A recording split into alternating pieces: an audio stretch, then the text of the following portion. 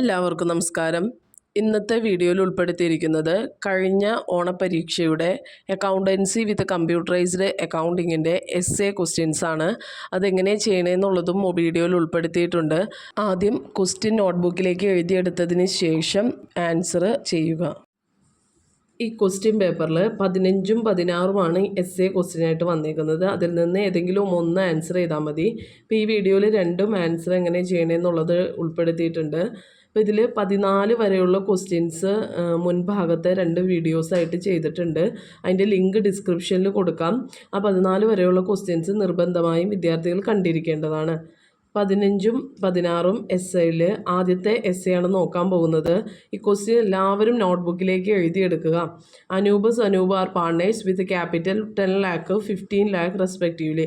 They agree to share profits in the ratio 4:5. Show how the following transactions will be recorded in capital account, fluctuating capital മെത്തേഡും fixed capital method. അപ്പോൾ താഴെ കുറച്ച് informations നൽകിയിട്ടുണ്ട്.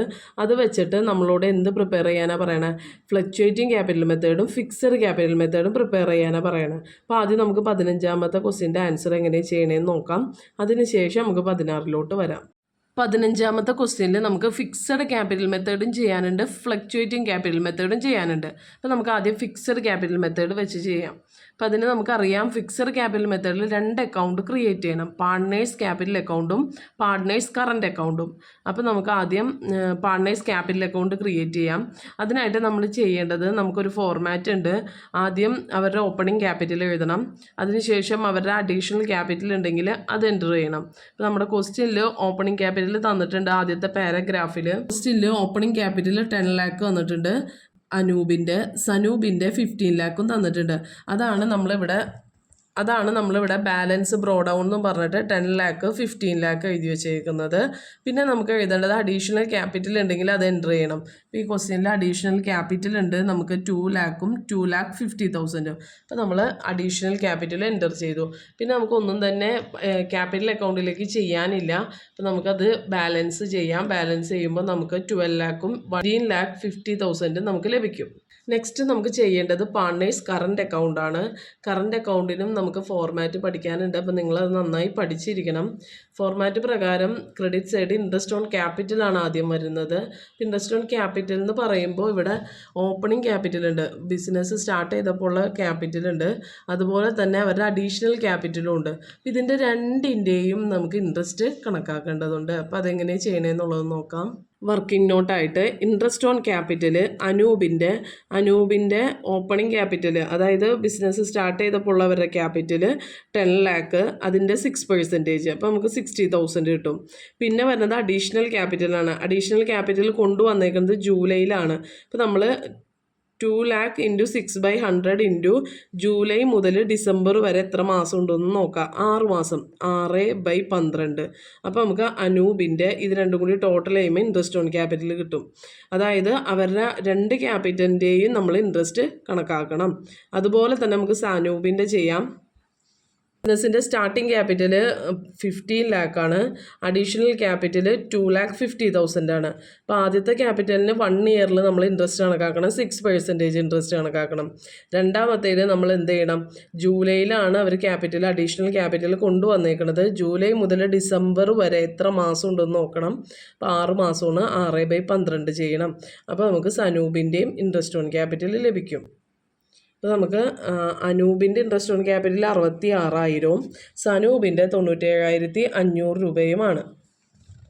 അതാണ് ഇവിടെ enter ചെയ്തേക്കുന്നത്. Interest on capital 66,000, സനൂപിൻ്റെ 97,500. പിന്നെ salary ഒരാൾക്ക് മാത്രമേ തന്നിട്ടുള്ളൂ ക്വസ്റ്റ്യനിൽ.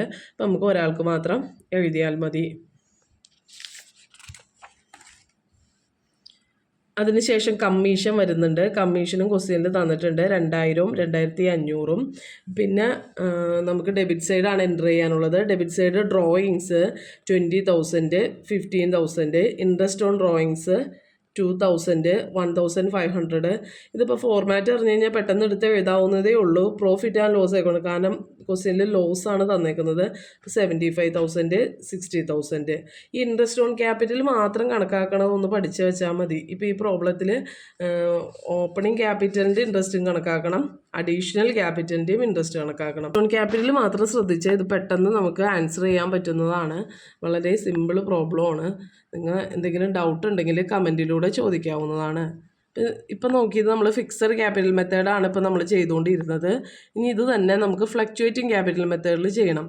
ഫ്ലക്ച്വേറ്റിംഗ് ക്യാപിറ്റൽ മെത്തേഡിൽ ഒരൊറ്റ അക്കൗണ്ടേ ഉണ്ടായിരിക്കുള്ളൂ. പാർട്ട്നേഴ്സ് ക്യാപിറ്റൽ അക്കൗണ്ട് മാത്രമേ create ചെയ്യാനുള്ളൂ.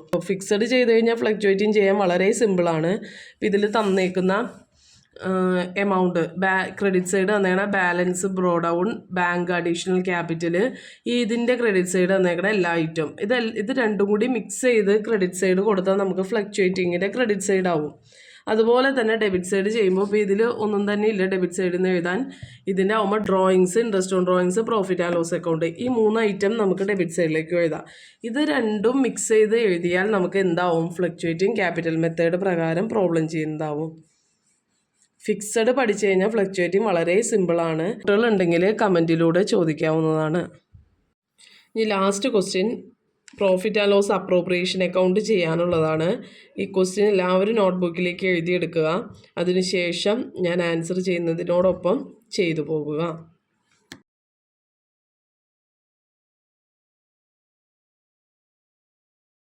Profit and loss appropriation account format വരയ്ക്കാം. പ്രോഫിറ്റ് ആൻഡ് ലോസ് അക്കൗണ്ട് ചെയ്യാൻ ഏറ്റവും എളുപ്പം എന്ന് പറയുന്നത് നിങ്ങൾ ഫോർമാറ്റ് കാണാണ്ട് പഠിക്കുക.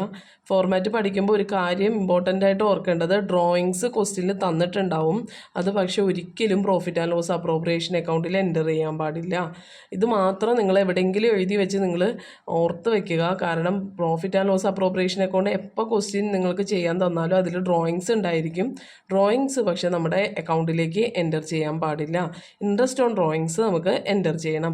അപ്പോൾ നമ്മൾ ആ ഫോർമാറ്റ് നിങ്ങളുടെ ബുക്കിലോ നോട്ട് ബുക്കിലോ അല്ലെങ്കിൽ ടെക്സ്റ്റിലോ ഉണ്ടെങ്കിൽ ആ ഫോർമാറ്റ് തുറന്ന് വയ്ക്കുക. അതിനുശേഷം നിങ്ങൾക്ക് നെറ്റ് പ്രോഫിറ്റ് ഉണ്ടോ എന്ന് നോക്കുക ക്വസ്റ്റ്യനിൽ. നെറ്റ് ലോസ് ആണെങ്കിൽ ഇപ്പുറത്ത് എഴുതണം, നെറ്റ് പ്രോഫിറ്റ് ആണെങ്കിൽ ക്രെഡിറ്റ് സൈഡ് എഴുതണം. നെറ്റ് പ്രോഫിറ്റ് ഉണ്ടോ എന്ന് നോക്കുക. നെറ്റ് പ്രോഫിറ്റ് ആണോ നെറ്റ് ലോസ് ആണോ എന്ന് ക്വസ്റ്റ്യനിൽ നോക്കാം. ഇത് ഈ ക്വസ്റ്റ്യനിൽ നെറ്റ് പ്രോഫിറ്റ് ആണ്, അപ്പോൾ ആ നെറ്റ് പ്രോഫിറ്റ് എടുത്ത് എഴുതുക. പിന്നെ ഇൻട്രസ്റ്റ് ഓൺ ഡ്രോയിങ്സ് അത് ക്രെഡിറ്റ് സൈഡ് എഴുതുക. ഡ്രോയിങ്സ് എഴുതാൻ പാടില്ല. എന്നിട്ട് അത് 3 കൂടി ടോട്ടൽ ചെയ്തിട്ട് ഔട്ടർ കോളം കൊടുക്കുക. ശേഷം ഡെബിറ്റ് സൈഡ് സാലറി എഴുതണം, കമ്മീഷൻ എഴുതണം, ഇൻട്രസ്റ്റ് ഓൺ ക്യാപിറ്റൽ എഴുതണം.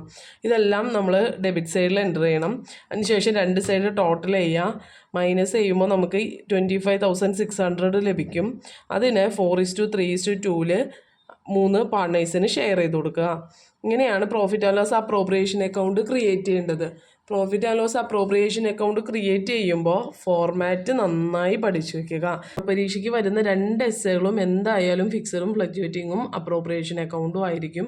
എല്ലാവരും നന്നായി പഠിച്ചു വയ്ക്കുക. ഇതിലും ഡൗട്ടുകൾ ഉണ്ടെങ്കിൽ കമൻറ്റിലൂടെ ചോദിക്കാം. ഇനി നിങ്ങൾക്ക് ഒരു പ്രോബ്ലം കൂടി ചെയ്ത് നോക്കണം എന്നുണ്ടെങ്കിൽ മുൻഭാഗത്ത് ഇതിൻ്റെ എല്ലാം പ്രോബ്ലംസ് ചെയ്തതിൻ്റെ ലിങ്ക് ഡിസ്ക്രിപ്ഷനിൽ കൊടുക്കാം. അത് നോക്കിയിട്ട് നന്നായി പഠിച്ചു വയ്ക്കുക. എന്തെങ്കിലും ഡൗട്ടുകൾ ഉണ്ടെങ്കിൽ നിങ്ങൾക്ക് കമൻറ്റിലൂടെ ചോദിക്കാം. Thank you for watching.